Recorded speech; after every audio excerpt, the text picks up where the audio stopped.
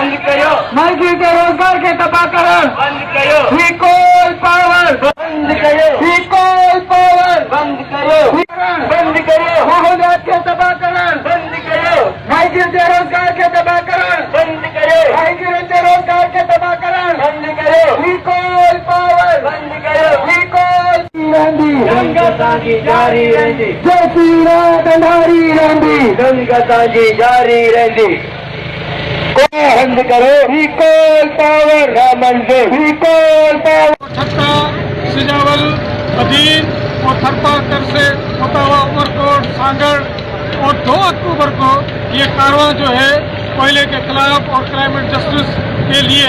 हैदराबाद में 2 अक्टूबर को पहुंचेगा। वहां पर जो है हम कोल पावर प्लांट्स के खिलाफ और क्लाइमेट जस्टिस, मौसमियाती इंसाफ के लिए हम एक बहुत बड़ी असेंबली बुलाएंगे जिसमें हजारों लोग शरीक होंगे और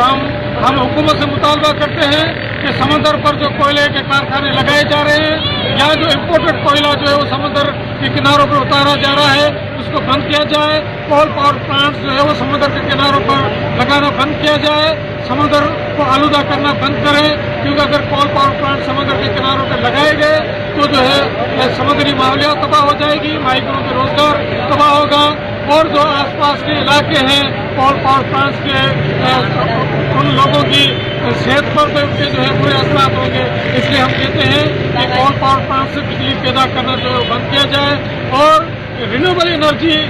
की सलाहियतें हमारे मुल्क में बहुत ज़्यादा है, इसलिए हमें रिन्यूएबल एनर्जी जो माहौल दोस्त है, इंसानी सेहत के हवाले से इंसानी दोस्त है, उस एनर्जी पर जो है वो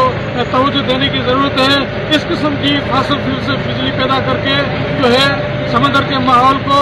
और पूरे मुल्क के माहौल को, क्लाइमेट चेंज को, क्लाइमेट क्राइसिस को बचाने के लिए ज़रूरी है।